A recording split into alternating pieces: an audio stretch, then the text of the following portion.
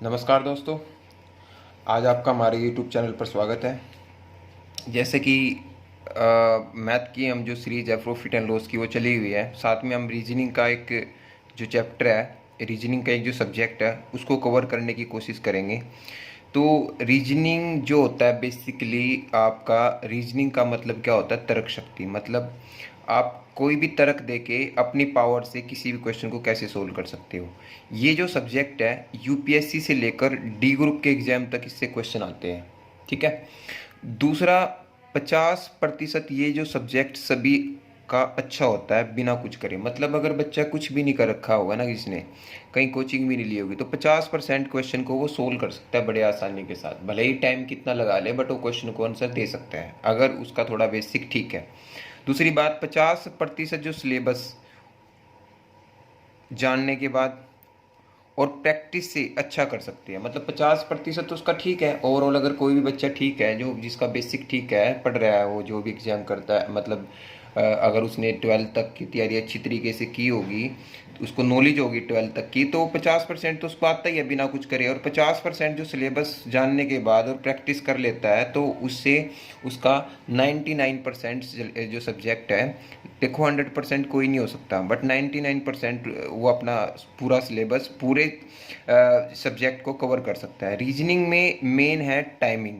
देखो रीजनिंग किसी से पूछ लो आप, रीजनिंग तो मेरी अच्छी है, ये बोलेंगे कि रीजनिंग तो मेरी अच्छी है, बट रीजनिंग का जो मेन फंडा है ना मेरी नज़र में, वो क्या है, टाइमिंग। जो बच्चा विद इन, देखो अगर मैं एक एग्जाम की बात करता हूँ, एसएससी के एग्जाम की बात करता हूँ, तो उसमें 25 क्वेश्चन आते हैं, और जिसमें से 22 प्लस क्वेश्चन अगर बच्चा ठीक कर रहा है, 22 प्लस बोला है मैंने, क्वेश्चन ठीक होने चाहिए, और विद इन 10 एंड 12 मिनट्स के अंदर, 10 और 12 मिनट के अंदर अगर वो 22 प्लस क्वेश्चन ठीक करे ना, और इतने ही फास्ट है, तो उसकी रीजनिंग अच्छी है। अदरवाइज जो भी ये बोलते हैं ना कि रीजनिंग तो आसान है, रीजनिंग तो मैं कर लूँगा, और वही रीजनिंग के 25 क्वेश्चनों को 25 मिनट में कर रहे हैं, तो पूरे सब्जेक्ट के लिए कहाँ टाइम बचेगा। तो विद इन 10-12 मिनट के अंदर आपको 22 प्लस आपके नंबर आते हैं हर प्रैक्टिस सेट में, तो आपकी रीजनिंग अच्छी है। अदरवाइज आपको भ्रम है इस बात का कि मेरी रीजनिंग अच्छी है, तो अपना भ्रम मिटाइए और चेक कीजिए कि आपकी वाकई में जो आप बोल रहे हो किसी को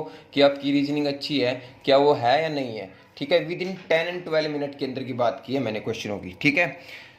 दूसरा, रीजनिंग जो है, रीजनिंग सीखने से पहले कुछ बेसिक रूल और नियम है जो आप को आने चाहिए। मतलब अगर आपको रीजनिंग फास्ट करनी है, कुछ बेसिक नियम है। बेसिक नियम कुछ नहीं है जो हम सीखते हैं, उसी से बेसिक मैंने आपको बताया। बेसिक क्या होता है, जो हम 12th तक का सीख रखा है उनके बारे में, तो वो आना चाहिए। तो हम देखते हैं कि आपको आता है नहीं आता है। नहीं आता है तो आप यहाँ से सीख सकते हैं। ठीक है। तो सबसे पहले जो बेसिक चीज़ है ना, आपका सबसे पहले जो बेसिक चीज़ है वो है अंग्रेजी वर्णमाला को नंबर के साथ याद करना। अगर आपको वाकई में ही रीजनिंग सीखनी है, तो रीजनिंग सीखने का सबसे मेन फंडा और सबसे पहला जो पड़ाव है वो है ABCD को आपको नंबरिंग के साथ याद होना चाहिए। कैसे? जैसे आपको पता है ABCD सभी को आती है, बट ए कौन से प्लेस पे आता है, 1 नंबर पे आता है, बी कौन से पे आता है, 2 पे, सी कौन से पे आता है, 3 पे, डी कौन से पे आता है, 4 पे। कोई भी बच्चा भी बता सकता है ABCD कौन कौन से नंबर पे आएगा। आप उससे भी पूछोगे ना डी कौन से नंबर पे आता है, तो वो तुरंत आंसर दे सकता है कि वो 4 नंबर पे आता है। आई थिंक यहाँ तक आपको याद करने के लिए ज़्यादा टाइम नहीं लगेगा। जो गौर से सोचोगे तो आपको याद हो चुका होगा ABCD 1 2 3 4 नंबर पे आता है। तो उससे पहले मैं आपको एक फार्मूला याद कराता हूँ जिसमें 5 वर्ड याद हो जाएंगे, जिसको बोलते हैं इजोटी। इजोटी। ई 5 नंबर पे, जे 10 नंबर पे, ओ 15 नंबर पे, टी 20 नंबर पे, वाई 25 नंबर पे। ये जो 5 है ना, 5 तो आपके याद हो चुके होंगे, 4 मैंने आपको यहाँ याद करा दिए, 5 ही याद हो गए। ठीक है। ई जो टी, ई 5 पे, जे 10 पे, ओ 15 पे, टी 20 पे, वाई 25 पे, और 4 ये ABCD। ठीक है। बात करते हैं तीन की। बहुत आसानी से हम 3 नंबर को याद कर सकते हैं। कौन कौन से? X Y Z, X Y Z, X Y Z. Z, X पता है आपको 24 पे, वाई पता आपको 25 पे, और जेड पता आपको 26 पे। पीछे से 3 याद हो गए, तो टोटल कितने हो गए अब तक? 12। टोटल अंग्रेजी वर्णमाला में 26 होती है, 12 अब तक आपके याद हो चुके हैं। आई थिंक दोबारा से आप रिपीट करोगे इनको तो याद हो चुके होंगे। ठीक है, अब मैं बात करता हूँ इन नंबर्स की। वैसे देखो, ये जो तरीका अपने दिमाग माइंड सेट की बात होती है, आप कैसे भी याद कर सकते हो, बट कुछ है तो हम तरीके बता देते हैं। जैसे आपको दिख रहा है एफ, एफ को अगर मैं उल्टा करके इसको मिला दूं ऐसे और इसको ऐसे मिला दूं, तो आप इसको ऐसे देखोगे ध्यान से तो आपका ये बनेगा इस तरह की शेप। ठीक है, अगर आप एफ को देखते हो ना, ऐसे ऐसे मिला दो ऐसे, ठीक है, और ऊपर से ऐसे घुंडी मिला दो तो क्या बनेगा, 6 की शेप। तो एफ जो होता है 6 नंबर पे आएगा, आपको याद होना चाहिए। एफ जो है 6 नंबर पे, अगर मैं इसको यहाँ से यहाँ मिला देता हूँ एफ को, तो 6 नंबर दिखाई देगा।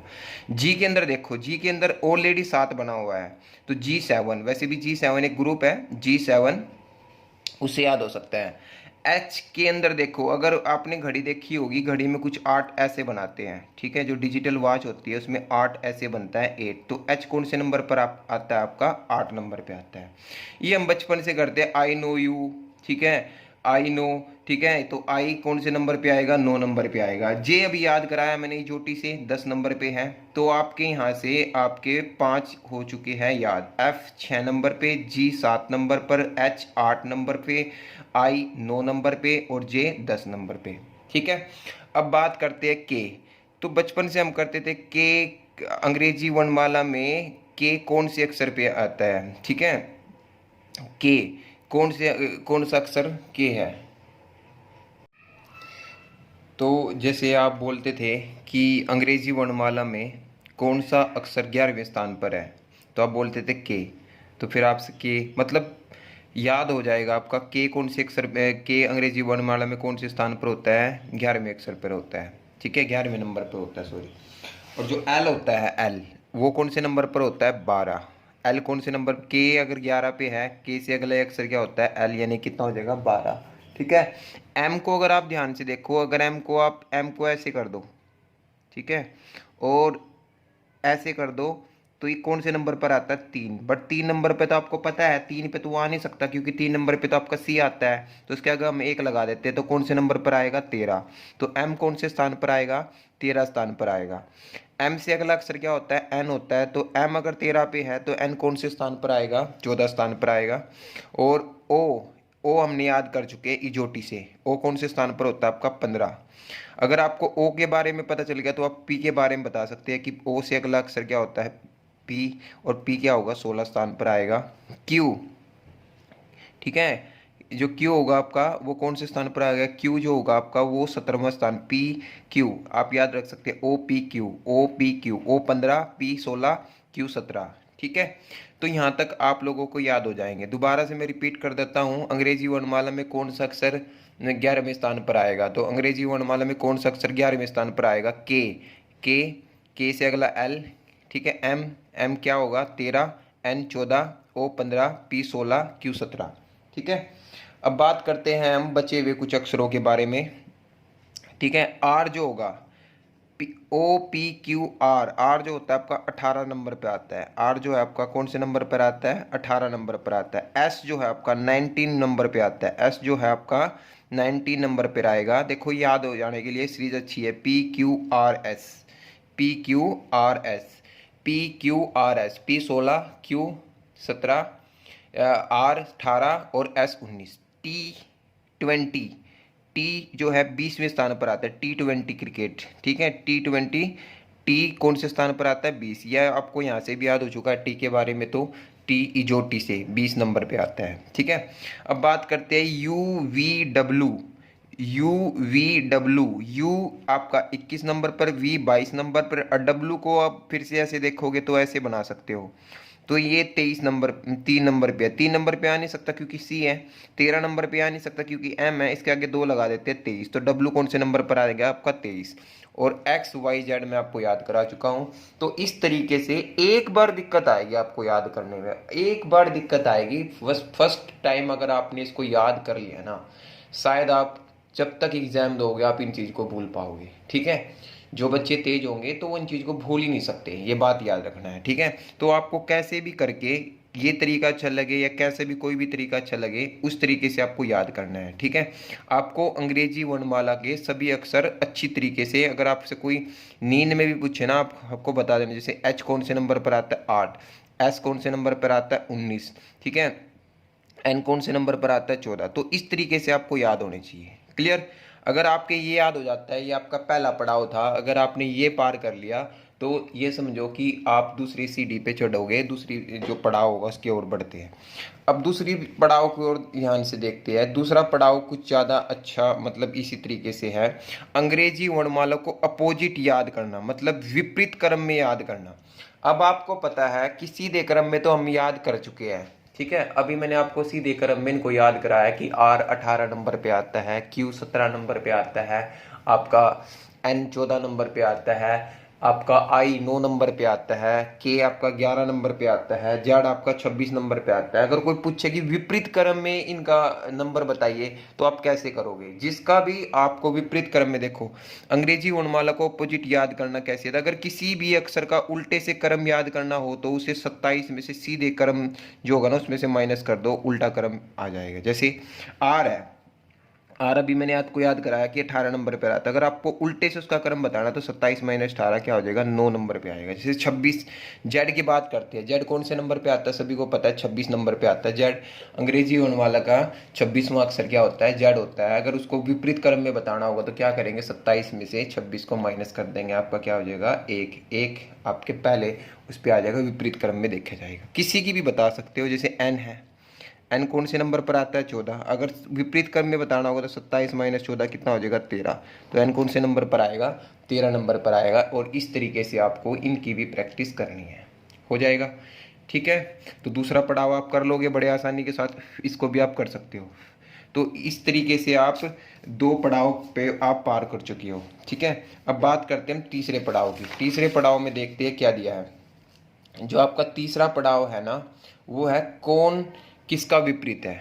जैसे अभी मैंने बताया कि अगर मान लो आपसे पूछ ले कि ए का विपरीत क्या है, जेड है। मतलब क्या कहने की बात कह रही है, A B C D E F, ठीक है, एफ जी एच आई जे के एल एम, ये लिख दिया मैंने 13। इसको बोलते हैं हम प्रथम क्रम, ठीक है। प्रथम हाफ बोलते हैं, फर्स्ट हाफ बोलते हैं। देखो 26 अक्षर होते हैं, 26 अक्षर को हम 13 में डिवाइड कर लेते हैं। इसको बोलते हैं फर्स्ट हाफ, इसको बोलते हैं सेकंड हाफ। तो फर्स्ट हाफ में 13 अक्षर होते हैं, ठीक है। अब यहाँ से हमें विपरीत बनाना है तो यहाँ से उल्टा लिखना स्टार्ट कर दो। M N O P Q R S T U V W X Y Z. और ये एक दूसरे के विपरीत है। ए का विपरीत क्या है, जेड, बी का विपरीत क्या है, वाई, सी का विपरीत क्या है, एक्स। अब देखो इसका भी एक तरीका है। एक तो तरीका है, इनको याद कर लो ऐसे। कैसे? ए का अपोजिट क्या है, जेड, इसको आज, ए जेड आज, B Y boy, C X six, D W dew, E V evening, F U few, ठीक है, G T road, H S high school, I R Indian railway, J K jungle queen, K P Kanpur, L O love, M N man. मतलब आपकी याद हो चुकी है। अगर आप 2-3 बार इसको दोहराओगे तो आप नींद में भी बताओगे ना कि जी का अपोजिट क्या है, जी टी रोड, ठीक है। आप बोलोगे एच एस हाई स्कूल, ठीक है। आपको बोल दिया के पी कानपुर, आपसे पूछ लेंगे के की अपोजिट क्या होगा, पी होगा। के का अपोजिट क्या होता है, पी। तो इसका एक तो तरीका ये है, जो बच्चे तेज माइंड के हैं वो इस तरीके से याद कर सकते हैं। दूसरा, अगर जिनको दिक्कत आती है, जैसे ए का प्लेस क्या है, 1 है, जेड का क्या है 26, तो उनके जो सीधे क्रम में प्लेस है उनके योग जो होगा 27 होगा। जैसे बी का 2 है, इसका 25 है, कितना हो जाएगा 27, इसका 3 है, इसका 24 है, 27। तो सभी का जो योग बनेगा ना वो 27 बनेगा, ठीक है। 13 ही तो नाम याद करने हैं।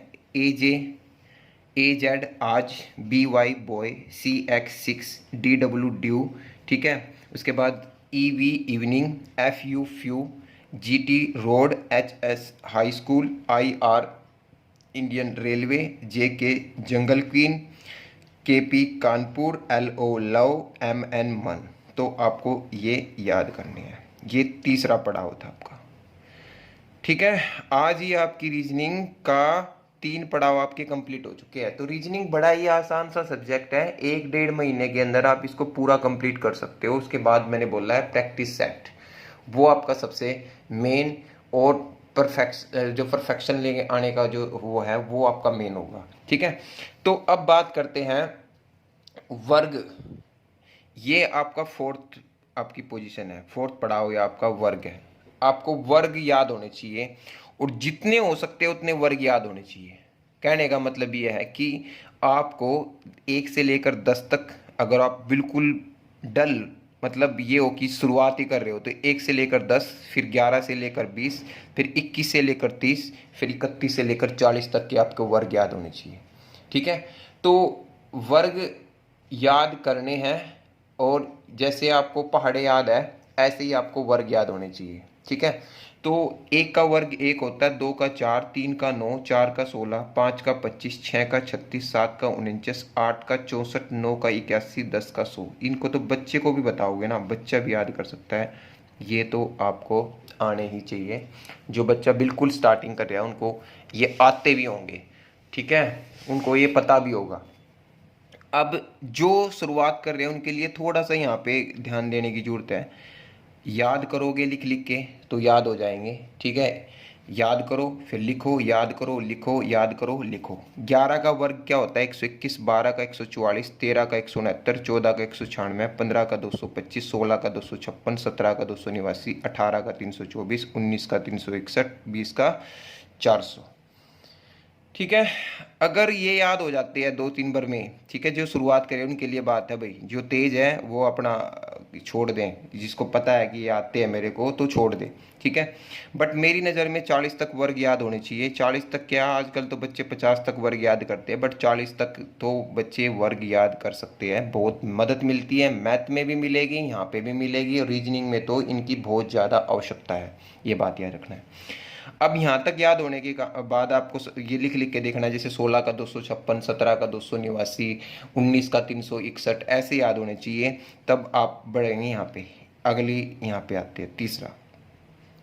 और जिनको बस इतना ही है ना कि बस मैं 30 तक याद कर सकता हूँ, तो 30 तक तो आपको याद होने ही होने चाहिए। ठीक है, 30 तक आपको याद होने ही होने चाहिए। 21 का 441, 22 का 484, 23 का 529, 24 का 576, 25 का 625, 26 का 676। देखो यहाँ तक याद हो गए ना, तो याद रखना आसान है। देखो 500, 625 तक तो 25 तक तो याद हो ही सकती है।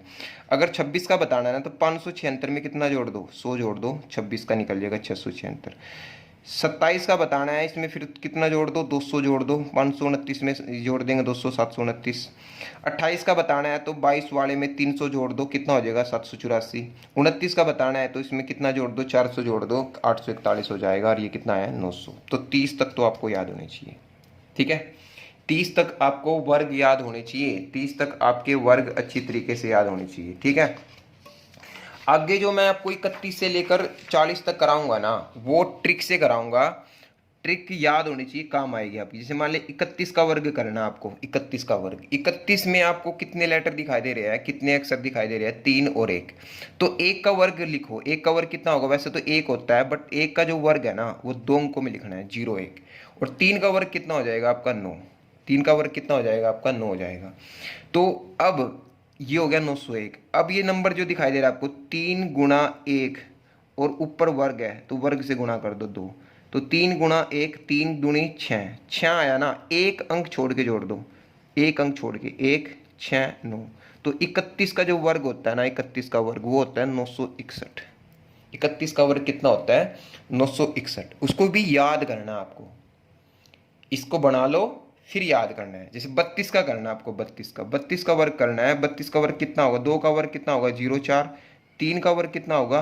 9। और यहाँ पे नंबर दिखाई दे रहे हैं, 3 गुणा 2 3 दूनी 6, 6 दूनी 12, 12 को बीच में लिख के जोड़ देना है, 4 2 10। तो 32 का जो वर्ग होगा ना वो होगा 1024। 32 का वर्ग कितना होगा? 1024 होगा। 33 का वर्ग बताना है। 33 का वर्ग क्या होगा? 3 का होगा 0 9, ठीक है, और 3 का कितना हो जाएगा? 9। तो 3 गुणा 2, 3 तिया 9 दूनी 18, 18 को बीच में रख के जोड़ दो, ठीक है, 9 8 और ये 10। तो 33 का वर्ग कितना होगा? 1089। 34 का वर्ग बताना है। 34 का वर्ग कैसे? 3, 4 का वर्ग कितना होगा? 16, 3 का वर्ग कितना होगा? 9, नंबर कितना दिखाई दे रहा है, 3 गुणा 4 गुणा 2, 3 चौके 12 दूनी 24, 24 को बीच में रखे जोड़ दो, ठीक है। तो 34 का वर्ग कितना होता है, 1156। 34 का वर्ग कितना होगा, 1156। 35 का वर्ग बताइए, 35 का वर्ग, 5 का वर्ग कितना होगा 25, 3 का वर्ग कितना होगा 9, 3 गुणा 5 गुणा 2, 3 पंजे 15, 15 दूनी 30, 30 को यहाँ रख के जोड़ दो तो कितना हो जाएगा 1225। 35 का वर्ग कितना होगा 1225। तो इस तरीके से आपको सभी की प्रैक्टिस करनी है। 36 का वर्ग बता देता हूँ, 36 का कितना होगा, 6 का वर्ग कितना होगा 36, 3 का वर्ग कितना होगा 9, 3 छिके 18, 18 दूनी 36, 6 9 1296, 1296 आपका हो जाएगा, ठीक है। अगर मैं बात करता हूँ किसकी, 37 के वर्ग की, 37 का वर्ग मैं एक ही लाइन में करूँगा, 49, 3 तिया 9, 7 तिया 21, 21 दूनी 42, जोड़ देते हैं 9 6 13, तो 37 का वर्ग कितना होगा 1369। अगर 38 के वर्ग की बात करता हूँ, 8 का वर्ग 64 होगा, 3 का 9 होगा, 8 तिया 24, 24 दूनी 48, 4 14 और ये 1444। 38 का वर्ग कितना होगा 1444 होगा। 39 के वर्ग की बात करता हूँ, 81 9, 9 तिया 27 दूनी 54, 1 12 और 1521, ठीक है। 39 का वर्ग कितना होगा 1521 और 40 का वर्ग कितना हो जाएगा आपका 1600। तो इस तरीके से आप 40 तक के और किसी भी नंबर का आप वर्ग इस ट्रिक से कर सकते हो। आप 79 का करना चाहते हो उसका भी कर सकते हो। 81, 7 का कितना होगा 49, 7 नीम 63, 63 दूनी होगा 126, 63 दूनी कितना होगा 126, 1 14 12 और ये कितना हो जाएगा 62 41। किसी का भी कर सकते हो जो भी आपकी इच्छा है। जैसे मान लो आपको करना है 67 का करना है, कितना हो जाएगा 49 36, 6 से 42, 42 दूनी 84, 9 8 और ये आ जाएगा आपका 4489। तो इस तरीके से आप किसी भी नंबर का वर्ग आप इस ट्रिक से कर सकते हो। 2 अंकों वाली संख्या का, किसी भी 2 अंक वाली संख्या का आप वर्ग इस तरीके से आप कर सकते हो, ठीक है। आई होप आप लोगों को ये ट्रिक समझ में आई होगी। आप खुद से प्रैक्टिस कीजिए, किसी भी नंबर को उठा के खुद से प्रैक्टिस कीजिए। 69 का करना है 81, ठीक है, 36, 6 निमा 54, 54 दूनी 108, 16 7 और ये 4761 आपका आंसर आ जाएगा। क्लियर। तो अब हम बात करते हैं हमारा इस वीडियो का लास्ट पड़ाव, और रीजनिंग का जो बेस है यही सारी चीज़ बताती है। जो लास्ट पड़ाव है आपका वो है घन याद करना। घन, बेसिकली घन आपको 20 तक याद होने चाहिए, ठीक है। 20 तक तो आपको याद होने ही होने चाहिए, ठीक है। जैसे 1 का घन 1 होता है, 2 का 8, 3 का 27, 4 का 64, 5 का 125, 6 का 216, 7 का 343, 8 का 512, 9 का 729, 100 का 1000, 11 का 1331, 12 का 1728, 13 का 2197, 2744, 3375, 4096। तो इसकी भी मैं आपको एक ट्रिक बताता हूँ, ठीक है। इसकी भी मैं आपको एक ट्रिक बताता हूँ जिससे घन को भी आप इन्हीं ट्रिक से निकाल सकते हो, ठीक है। जैसे अभी मैंने बताया 13 का क्या होता है, 13 का होता है 2197, 14 का क्या होता है 2744, 15 का क्या होता है 3375, ठीक है। 16 का क्या होता है 4096। यहाँ तक मैंने आपको याद कराए। 12 का क्या होता है 1728, 13 का क्या होता है, 11 का क्या होता है 1331, ठीक है। 10 का क्या होता है 1000। तो इस तरीके से मैंने आपको बताया, बाकी तो आपको 9 तक तो याद हो ही जाएंगे, ज़्यादा बड़ी बात नहीं है। तो मैं आगे बताता हूँ 17 का क्या होगा। 17 का मैं ट्रिक से बताता हूँ, आपको ट्रिक भी याद आ जाएगी और आप निकाल के भी देख लोगे, ठीक है। 17 का क्यूब बताने से पहले 3 का क्यूब याद होना चाहिए और उसको 3 अंकों में ही लिखना है। तो 7 का क्यूब कितना होता है 343 और 1 का क्यूब कितना होता है 1। अब आपको नंबर क्या दिखाई दे रहा है 1 गुना 7 गुना 3, तो कितना है इसमें 7 एकम 7, 7 या 21। आप बोलोगे सर इतना तो ठीक बात है, यहाँ तक तो हमने घन वर्ग वाले में भी सीखा था, वहाँ पे 2 था 2 से गुणा कर दिए थे, यहाँ पे 3 है 3 से। अब ये उसमें बस क्या था 21 को जोड़ देते थे, बट यहाँ पे हम ऐसा नहीं करेंगे। यहाँ पे हम इस जो 21 आया ना इसको उसी नंबर के साथ गुणा करेंगे, 21 के 17 के साथ गुणा करेंगे। 17 एकम 17, 17 दूनी 34 और 1 35, ठीक है। 17 एकम 17, 7 और 17 दूनी 34 1 35 और इसको बीच में एक अंक छोड़ के यहाँ जोड़ देंगे। 3 11 और ये कितना हो जाएगा 9 और ये आ जाएगा 49 13। तो 17 का जो क्यूब होता है 49 13 होता है, याद रखना है। 16 तक मैंने आपको याद कराया है। 17 का कितना होता है 49 13। अब आप बोलोगे सर ये तो डिफिकल्ट है, क्यूब करके देख लो, 3 बार गुना, बहुत टाइम लगेगा। तो इससे अच्छा यही है, 2-3 बार लगेगा। 18 का क्यूब बताना है मान लो आपको, तो 8 का 18 का क्यूब कैसे होगा? 8 का क्यूब आपको पता होना चाहिए 512 होता है, 1 का 1 होता है। 8 एकम 8, 8 3 24, 24 की गुणा करनी है किसके साथ? 18 के साथ। 18 चौक 72, 7 हासिल के, 18 दूनी 36, 36 और 7 तो 432 को बीच में लिखो और जोड़ दो, ठीक है। तो कितना आ जाएगा 58 32। 18 का क्यूब कितना होता है 58 32, ठीक है। 19 का क्यूब देखते हैं, ठीक है। 19 का क्यूब कैसे निकाल लेंगे? 9 का क्यूब कितना होता है 729, 1 का ये हो जाएगा 9 एकम 9, 9 30 27, 27 की गुणा करेंगे 19 के साथ, 19 7 133, 13 हासिल के, 19 दूनी 38, 38 और 13 51, 513 को बीच में रख के जोड़ दो, 5 8 68 59। और 20 का क्यूब तो बच्चा भी बता सकता है, 2 का क्यूब 8 होता है, 3 जीरो लगा देंगे, 8000 आपका। तो ये एक ट्रिक है जो आपके काम आ सकती है अगर आप एग्ज़ाम में वहाँ पे आप भूल जाते हैं, तो इस ट्रिक के यूज करते हैं। हम चेक कर लेते हैं 17 का क्यूब, वो तो 17 गुणा 17 गुणा 17 तो 49 13, ठीक है। 18 का क्यूब 18 गुणा 18 गुणा 18 58 32, ठीक है। 19 गुणा 19 गुणा 19 68 59। और 20 का कितना होगा 21 का, बहुत अच्छा है, काम आता है 92 61, याद रख लो, ठीक है। वैसे तो बहुत सारे काम आते हैं बट इतने तक तो आप याद कर सकते हो 20 तक। तो इस वीडियो में हमने 5 पड़ाव सीखे हैं, तो आपको ये पहले 5 पड़ाव करने होंगे, तब जाके आपको रीजनिंग बड़ी ही आसान है, मैं मानता हूँ। बट मैंने आपको शुरू में बताया कि टाइमिंग इम्पोर्टेंट है। अगर टाइमिंग आपकी अच्छी है, आपको ये चीज़ आती होगी, तभी टाइम बचा सकते हो अपना। तो 5 के 5 पड़ाव आपको आने चाहिए। और नेक्स्ट वीडियो में हम चैप्टर लेके आएंगे, और उस चैप्टर में हम इन सभी ट्रिक जितनी भी आपको मैंने सिखाई है, ये जो ट्रिक है या तरीके हैं ये सिखाए हैं 5 के 5, उनको अप्लाई करके मैं आपको बताऊँगा, ठीक है। तो मिलते हैं हम अपनी नेक्स्ट वीडियो में, ठीक है। गुड बाय दोस्तों।